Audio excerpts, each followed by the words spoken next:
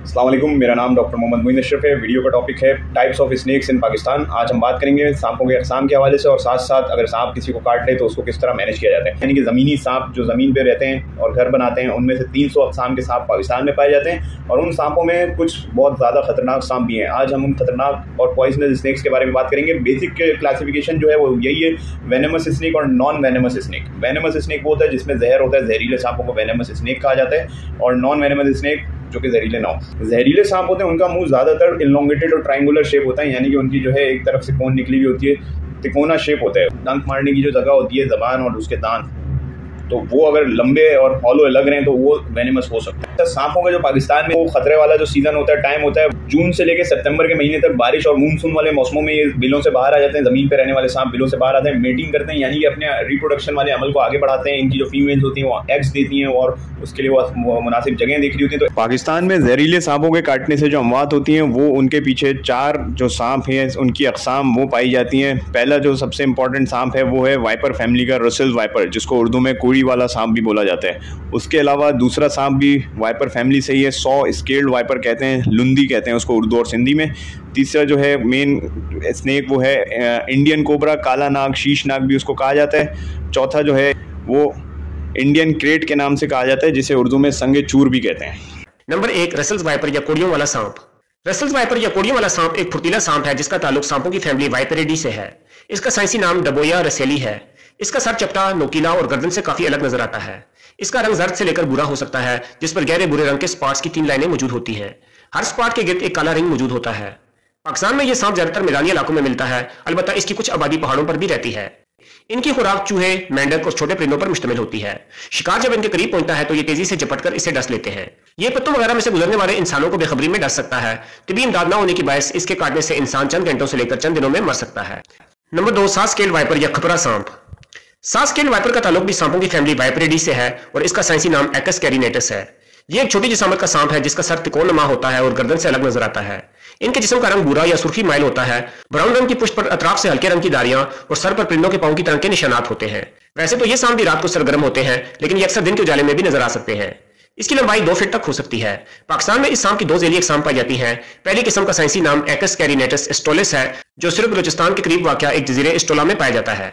जबकि दूसरी किस्म का नाम एक्स कैरिनेटस शुरैकी है, जो बाकी तमाम मुल्क में पाया जाता है, लेकिन खासतौर पर सिंध और पंजाब के सराई और मैदानी इलाकों में बकसरत मिलता है। सिंध में इसको खपरा और पंजाब में जलेबी सांप या पुश्ती सांप के नाम से भी पुकारा जाता है। ये सांप पत्तों या रेत के अंदर अपना जिस्म दसाकर सिर्फ सर बाएं रखते हैं और शिकार का इंतजार करते हैं।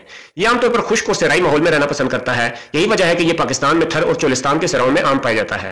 मुनासिब तिबी इमदाद न होने की सूरत में इसका डसा हुआ इंसान 24 घंटों में या ज्यादा से ज्यादा 2 दिन में मर जाता है। और अच्छा, इस सांप की जो खास बात है वो ये है, उनकी जो अटैकिंग स्ट्राइकिंग रेंज वो बहुत ज्यादा दूर अटैक नहीं कर सकते। यानी कि अगर आप उस सांप से 1.5 से 2 फीट भी दूर खड़े हैं तो आप आसानी से वहां से मूव करके जा सकते हैं। दूसरी तरफ है रसेल वाइपर की जो कैरेक्टरिस्टिक होती है खतरनाक, वो ये होती है कि वो आगे मूव करते हुए अपने फॉलो करने वालों को पीछे मुड़ के बिजली की रफ्तार से डस सकता है। यानी कि अगर वो बहुत तेजी से आगे जा रहा है और आप उसका पीछा कर रहे हैं तो वो अचानक पीछे मुड़ेगा और आपको 8 फीट दूर से भी आप पे अटैक कर देगा और एग्जैक्ट आपके ऊपर जाके अटैक करेगा वो। अनलाइक 100 स्केल्ड वाइपर जो कि 1.5 फीट से ज्यादा आगे स्ट्राइक नहीं कर पा रहा था, ये वाला जो सांप है रसेल वाइपर, ये 8 फीट की दूरी से भी आप पे पीछे मुड़ के अटैक कर सकता है। आगे जाते हुए की तो मैं बात ही नहीं कर रहा। नंबर 3, इंडियन कोबरा या नाग। इंडियन कोबरा का ताल्लुक सांपों की फैमिली एलेपिडी से है। इसे उर्फ आम में नाग भी कहा जाता है और इसका साइंसी नाम नाजा नाजा है। पाकिस्तान में इस सांप की 2 ज़ेली अक़साम पाई जाती है।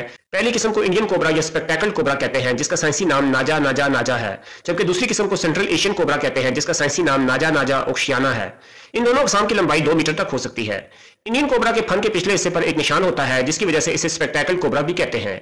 यह निशान सेंट्रल एशियन कोबरा में नहीं पाया जाता। दोनों अक़साम के सांपों का रंग काला या भूरा हो सकता है। कोबरा अमूमन दिन को बाहर निकलते हैं और अपने शिकार का पीछा करते हुए बाज़ औक़ात इंसानी घरों में भी दाखिल हो जाते हैं। ये इंसान पर हमला करने से कतराता है, लेकिन जब गुस्से में आ जाए तो अपना फन फैलाकर जिस्म का अगला हिस्सा हवा में उठा लेता है और तेजी से हमला करता है। क्योंकि ये काफी फुर्तीला सांप है, अगर मुनासिब तिबी इमदाद न मिले तो इसका काटा हुआ इंसान बहुत जल्द कोमा में चला जाता है और मर जाता है। पाकिस्तान में इंडियन कोबरा सांप इस्लामाबाद से लेकर कराची तक मुल्क के मशरकी हिस्सों में पाया जाता है। ये सांप जंगल, खेतों और सब्ज़ारों में बकसरत पाया जाता है, जबकि central Asian cobra Khyber Pakhtunkhwa और बलूचिस्तान वगैरह में मिलता है। बहुत ज्यादा शाय सांप होता है, यानी कि बहुत ज्यादा शर्मीला होता है और डायरेक्ट खुद अटैक नहीं करेगा आप पे, बल्कि इंसानों को देख के छुपता है, इधर उधर भागने की कोशिश करता है। लेकिन जब मानसून का सीजन होता है, बारिश का सीजन है, तो इनकी जो फीमेल्स होती हैं वो अंडे देने और इंक्यूबेशन के लिए वो आती हैं, जमीन से बाहर भी आती हैं, बिलों से बाहर आती हैं। और उस वक्त अगर आपका इनसे इनकाउंटर हो और आपने जरा सा भी इनके ऊपर आपने अग्रेसिव एटीट्यूड दिखाया तो फिर ये अटैक करेंगे काउंटर अपने आप को बचाने के लिए। तो जब वो हिसिंग भी करता है ना, हिसिंग वाली जो आवाज़ निकाल रहे होते हैं कोबरा, तो वो भी एक डराने का पैटर्न होता है। वो आपको सामने वाले को डरा रहे होते हैं कि आप चले जाएं और इसको छोड़ दें, इसके ऊपर अटैक ना करें। लेकिन अगर आपने अग्रेसिवनेस दिखाई और कोबरा ने मुंह खोल दिया तो इसका ये मतलब है कि अब वो आप पे अटैक करने वाला है और बाकायदा आपको डसेगा। नंबर 4, इंडियन कॉमन क्रेट या संचूर सांप। इंडियन कॉमन क्रेट या संचूर सांप का ताल्लुक भी सांपों की फैमिली एलेपिडी से है और इसका साइंसी नाम बंगैरस कैरोलियस है। यह न सिर्फ पाकिस्तान बल्कि पूरे बरसगीर में आम पाया जाता है। इसको उर्दू जुबान में संचूर भी कहते हैं, जबकि पंजाब में इसे चितकोरिया और सिंध में पियान भी कहा जाता है। यह चमकदार स्याह या भूरे रंग का सांप है और इसकी पीठ पर सफेद रंग की दारियां होती हैं। इसकी लंबाई 3 से 4 फीट तक होती है। अक्सर औकात ये 5 फीट तक लंबे भी देखे गए हैं। ये सांप अक्सर इंसानी आबादियों के करीब ही मिलता है। ये सांप मौसम गर्मा में रात के वक्त सरगर्म होते हैं और अमूमन रात को घरों से निकलकर जमीन पर सोए हुए लोगों को काट लेते हैं। इस सांप के डंक की खास बात यह है कि इसका दर्द चींटी के काटने के दर्द जितना होता है, जो महसूस नहीं होता। अगर ये सोए हुए इंसान को काट ले तो उसकी सोए हुए ही मौत हो जाती है। ये सांप पाकिस्तान के तमाम इलाकों में मिलता है, लेकिन ज्यादातर पंजाब और सिंध में पाया जाता है। पाकिस्तान के अलावा ये भारत, बांग्लादेश और नेपाल में भी मिलता है। बहुत कम टेंडेंसी रखता है बाइट करने की, और इसका अगर ये बाइट कर ले तो फिर ये जो है 70 से 60% लोग जो हैं उनकी डेथ हो जाती है। नेक्स्ट जो है हिमालयन पिट वाइपर। इसी वाइपर फैमिली की एक और क्लास का एक और सांप है। ये भी पाकिस्तान में और स्पेशली पहाड़ी इलाकों में पाया जाता है, और ये सांपों की जो सबसे ख़तरनाक इक़साम है पाकिस्तान में उनमें से एक है।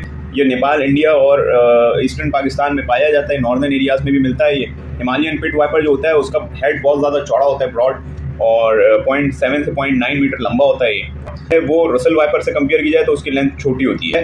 हीट सेंसिंग पिट जो होती है हिमालयन वाइपर में, वो क्या चीज़ है? वो ऐसी चीज़ है इसके अंदर कुदरती तौर पे कि वो गर्म और ताज़े खून को सेंस कर लेता है बिटवीन ह्यूमंस और अदर एनिमल्स। सेंस कर लेता है दूर से ही, और ये इसकी आंखों के बीच में होता है। और साथ साथ जो है वो ज़्यादातर ये रोडेंट और कचरे और ये सेंटीपेड्स, कीड़े मकोड़े ये खाता है। लेकिन इसका जो जहर है वो बहुत ज़्यादा खतरनाक है, बहुत शदीद पेन करवाता है और 3-4 दिन तक बॉडी में स्वेलिंग रहती है। अगर उसको प्रॉपर्ली ट्रीट ना किया जाए तो डेथ हो सकती है।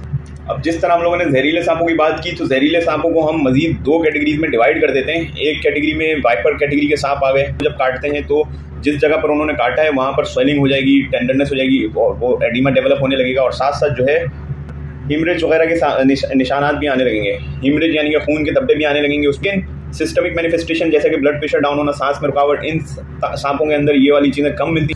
और दूसरी तरफ जो हमारे पास कोबरा और क्रेट सांप है यानी कि संचूर सांप जो हैं, जब ये काटते हैं तो फिर इनमें सिस्टमिक मैनिफेस्टेशन ज़्यादा मिलती हैं। इनमें चक्कर आना, लॉस ऑफ कॉन्शियसनेस की तरफ जाना, क्योंकि इन सांपों के जो वेनम होते हैं, इनमें जो जहर होता है वो न्यूरोटॉक्सिक जहर होता है, तो वो दिमाग पे असर कर रहा होता है, तो उसमें पेशेंट अनकॉन्शियसनेस की तरफ भी जा रहा होता है। और इन सांपों के जहर में क्योंकि तासीर खतरनाक होती है तो ये 1.5 से 2 घंटे में पेशेंट एक्सपायर भी हो सकता है अगर आपने फौरी तौर पर एंटी वेनम थेरेपी स्टार्ट नहीं की और उसको अप्रोप्रिएटली मैनेज नहीं किया। सांप जो होते हैं यूजुअली उनकी जो आई साइट होती है वो वीक होती है, तो वो बहुत अच्छी तरीके से आपको ऑब्जर्व नहीं कर पा रहे होते, लेकिन उनकी जो दीगर सेंसेस होती हैं वो बहुत ज़्यादा अच्छी होती है। जिस तरह मैंने बताया कि एक जो हिमालयन पेट होता है उसके आंखों के बीच में ही एक पिट होती है, सेंसिंग पिट, फ्रेश ब्लड और वार्म ब्लड को सेंस कर लेती है, तो उनकी सेंसेशन इतनी स्ट्रांग होती है, वो अटैक सेंसेशनल बेसिस पर ही करते हैं। तो स्नेक हमेशा मूविंग ऑब्जेक्ट पे लाजमी अटैक करते हैं। तो बेस्ट अप्रोच जो है, अगर आप सांप को आपने देख लिया तो आप काम रहें, स्टे करें, वहीं रहें अनटिल अनलेस कि वो चला जाए, और आहिस्ता आहिस्ता उसको देखते हुए पीछे मूव हो, यानी कि डायरेक्ट मूव होंगे और भागेंगे तो वो फिर और आपको विक्टिम, वो आपको प्रीडेटर समझते हुए आप पे अटैक करेगा वो अभी। और इन जो जहरीले सांपों का डसने का एक पैटर्न होता है poisonous snake versus non poisonous, उसका एक कैरेक्टरिस्टिक ये भी है कि पॉइजनस स्नेक जो होते हैं ना फिर वो आप पे अटैक करते हैं मल्टीपल टाइम्स और फिर वेट करते हैं, वहीं खड़े होकर वेट करते हैं, भागते नहीं है, छुपते नहीं है। तो कोई भी सांप जो आप पे अटैक करके अचानक छुप जाए तो इट मीन्स कि वो पॉइजनस नहीं था मोस्ट लाइकली। लेकिन जो सांप आप पे अटैक करके खड़ा हुआ है और फिर आपको सराउंड करना चाह रहा है और आपको रोटेट करके आपको लपेटना चाह रहे हैं, तो वो सांप मोस्ट प्रोबेबली पॉइजनस सांप है, और इस तरह के सांपों से आपने बहुत ज़्यादा बचना है। इवन सांप अगर आपको मरी हुई हालत में भी मिले तब भी उसको आपने छूना नहीं है, उसको जिंदा कंसीडर करते हुए उसको अवॉइड करना है। सांप अटैक कर दे तो फिर क्या करना है? अगर सांप अटैक कर दे तो फिर प्राइमरी हेल्थ केयर लेवल पे अगर पेशेंट को लाया जा रहा है फर्स्ट एड देने के लिए, तो आपने प्राइमरी हेल्थ केयर लेवल पे क्या करना है? सबसे पहले तो जिस बंदे को विक्टिम है, जिसको सांप ने काटा है, सबसे पहले उसको कूल एंड काम डाउन करना है, क्योंकि बाकी आप उसको वाइटली चेक करेंगे, ABCD, airway, breathing, circulation and damage है, यानी कि जहाँ पर भी सांप ने बाइट किया है उसको आपने अच्छे से वॉश करना है, पानी से, साबुन से प्रॉपर तरीके से वॉश करेंगे। वॉश करने के बाद अगर आप देखते हैं कि वहाँ बहुत ज़्यादा खून बह रहा है तो उसकी फिर ड्रेसिंग की भी ज़रूरत होती है। ड्रेसिंग करने के लिए आपने क्रैप बैंडेज को प्रेशर ड्रेसिंग करनी है। जिस तरह मैंने आपको बताया था कि वाइपर स्नेक्स जो बाइट करते हैं वो सिस्टमिक मैनिफेस्टेशन बहुत कम करवाते हैं, लेकिन लोकल मैनिफेस्टेशन उनकी ज़्यादा होती है। तो जिस जगह उन्होंने बाइट किया वो बहुत शदीद दर्द में होते हैं। वो पेन किलर्स लाजमी देने कोशिश ये करेंगे, पेन किलर ऐसा देंगे जिससे नींद ना आए। नॉन सेडेटिव मेडिसिन देनी है, सेडेटिव तो बिल्कुल नहीं देनी आपने, डेंजर साइन होता है। दूसरा इमोबिलाइज कर देना उस जगह को, यानी कि चले फिरे नहीं, भागे दौड़े बिल्कुल नहीं, एक जगह फिक्स ओके, तीसरी चीज़ एसेंशियल लाइफ सपोर्ट का आपने कंटिन्यूसली उसको ऑब्जर्वेशन में रखना है। बहुत सारे लोग जो हैं वो एंग्जाइटी और उसकी वजह से शॉक में जा रहे होते हैं, यानी कि उनको एक फियर होता है, फियर की वजह से वो सिम्टम डेवलप करते हैं शॉक के, वेजोवेगल शॉक भी डेवलप कर सकते हैं। तो इन सब चीज़ों के लिए आपने on the spot symptomatic management करनी है। अब आ जाते हैं मैनेजमेंट। हॉस्पिटल में PODS के निमोनिक के ऊपर फॉलो करते हुए उनको वो करना है। पहली चीज़ जो है पंक्चर देखना है, पंक्चर कितना है, जो ड्रेसिंग हुई थी उसको आप खोलेंगे, ऊजिंग चेक करेंगे, D से आप देखते हैं डिस्कलरेशन और S से आप देखते हैं स्वेलिंग कितनी है। साथ साथ जो है IV लाइन तो मेंटेन हुई होगी, मोस्ट प्रोबेबली जहाँ से वो आ रहा था, और नहीं भी हुई तो आपने मेंटेन करनी है। उसके साथ क्योंकि फ्लूइड लॉस हुआ है, उसको कुछ खाया पिया नहीं है, उसने खाने पीने से आपने उसको रोका हुआ था, तो आपने उसकी IV लाइन मेंटेन करके शुगर चेक करनी है, ब्लड प्रेशर वगैरह चेक करके आइसोटोनिक फ्लूइड यानी नॉर्मल सलाइन होती है वो फ्लूइड्स आपने उसको चलाने हैं। शुगर इसी तरह बैलेंस करनी है, मैनेज करनी है, ग्लाइसेमिक कंट्रोल देखना है आपने। साथ साथ वेनम पे बात कर लेते हैं। पाकिस्तान में जो स्नेक वेनम होता है वो मोस्टली जो है इन्हीं 4 सांपों के वेनम से लेकर बनाया जाता है, एक कोबरा, क्रेट, ब्रिसल वाइपर्स और सॉ स्केल्ड वाइपर। इन चारों सांपों से उनसे इम्यून लोगों के उससे प्लाज्मा से ये एंटी स्नेक वेनम बनाए जाते हैं। और ये फिर यूजुअली इंडिकेशन इनकी ये होती है कि अगर किसी सांप के काटने के बाद कोई सिम्टम्स आने लग जाएं तो फिर आप उसको जो है एंटी स्नेक वेनम देते हैं, और ये हॉस्पिटलाइज होने के बाद ही पेशेंट को दिया जाता है टर्शियरी केयर हॉस्पिटल में।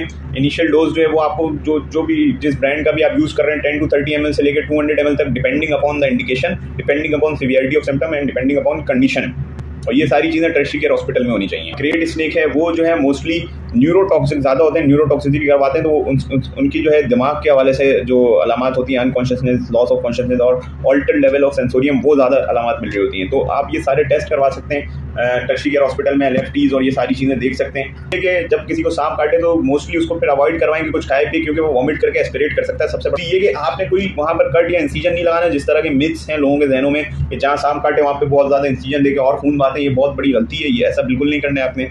चौथी बात ये कि आपने जो है कंस्ट्रक्टिव टॉर्निकेट इस तरह नहीं बांधना है कि बिल्कुल उसकी आपने सप्लाई रोक दी, तो उस जगह को बांधना नहीं है आपने। सप्लाई रोकने के लिए ये काम डॉक्टर करेंगे अपने हिसाब से अप्रोप्रिएटली असेस करने के बाद कि यहाँ पर ब्लीडिंग हो रही है और उसको रोकना है, शॉक में जाने से बचाना है, तो फिर वो खुद करेंगे, आपने नहीं करना है। इस तरह आप बैंडेज कर सकते हैं खून के फ्लो को रोकने के लिए, लेकिन टॉर्निकेट वगैरह बांध के सप्लाई बिल्कुल नहीं रोकनी आपने। तीसरी इसी तरह की चीज़ की इलेक्ट्रिकल गन या और इस तरह की स्टन गन जो होती है उससे कोई शॉक वगैरह नहीं देना है आपने। चौथी चीज़ के फ्रीज नहीं करना है, यानी कि ठंडे यख पानी के अंदर भी नहीं डालना है आपने उस जगह को, और ना ही बर्फ़ के ऊपर रख देना है कि बिल्कुल ही आपने उस जगह को जमा दिया, बर्फ़ में रख दिया, ऐसा नहीं करना है। हाँ, आप कोल्ड स्पंजिंग कर सकते हैं, सेकाई कर सकते हैं बर्फ़ के कपड़ों में लपेट के दर्द में कमी लाने के लिए, लेकिन बर्फ़ में रखना नहीं है आपने, टोटली आपने बर्फ़ में रख दिया। अच्छा, डूज क्या है, क्या करना है? सबसे इंपॉर्टेंट चीज़ ये कि पेशेंट की साइकेट्रिक काउंसलिंग, यानी आपने उसको दिमागी तौर पे वो रखना है, सुकून में रखना है, काम रखना है। और चौथी चीज़ ये कि नियरेस्ट हॉस्पिटल या इमरजेंसी में फौरी तौर पर लेकर जाना है, क्योंकि इट्स एन इमरजेंसी, और जितना एज सून एज पॉसिबल इसको मैनेज किया जाए उतना अच्छा है।